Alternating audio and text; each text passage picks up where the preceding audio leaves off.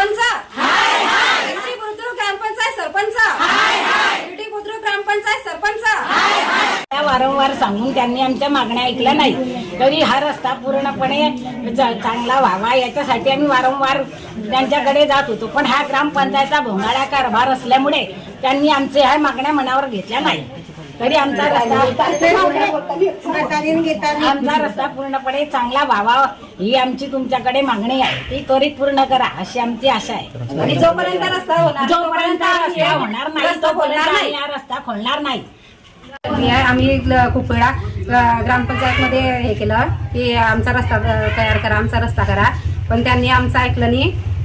आणि आता आम्ही सर्व महिला याच्यामध्ये गेलो मराठी शाळेमध्ये, तर सरपंच नव्हती तिथं, तर त्या आम्हाला बघून म्हणजे मध्ये चालली गेली आणि माणसं होते 4-5 होते त्यांचे मेंबर, ते बोलले आणि नंतर मग सरपंच आली आणि तिचा नवरात्रीला पकडून घेऊन गेला आणि रस्त्याचं बोलले आम्ही, तर ते म्हणजे रस्ता हे केला होता म्हणजे तुमचा मंजूर केला होता, पण तो तुम्ही करू दिला नाही। तुमचं काय म्हणणं आहे या विषयावर? हा, मला दुसरीकडे केला त्यांनी आणि आमचा रस्ता केला नाही। आमचा रस्ता खूप खराब आहे, खूप गड्डे आहेत, मुलांना बायांना खूप त्रास होतो आणि आमचा रस्ता लवकरात लवकर तयार व्हायला पाहिजे।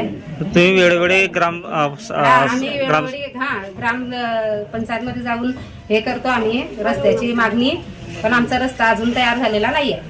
लवकरात लवकर रस्ता तयार करून द्या। मग सरपंच यांना विचारणा केल्यानंतर सरपंचांनी काय उत्तर दिलं तुम्हाला? सरपंच त्या बोलल्या की निधी आला नाही म्हणे अजून तुमचा, आमदारांकडून निधी भेटतो, तो निधी मंजूर होत नाही म्हणून तुमची गली होती।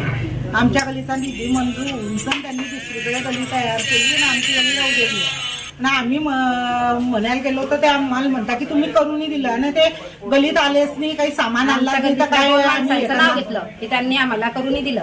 त्यांना आम्ही विचारलं तर ते बोलले की आम्ही काही तसं सांगितलं नाही, तसं लिहून पण नाही दिलं त्यांनी लिहून पण दिलं नाही की कशाबद्दल आमची गली रद्द केली।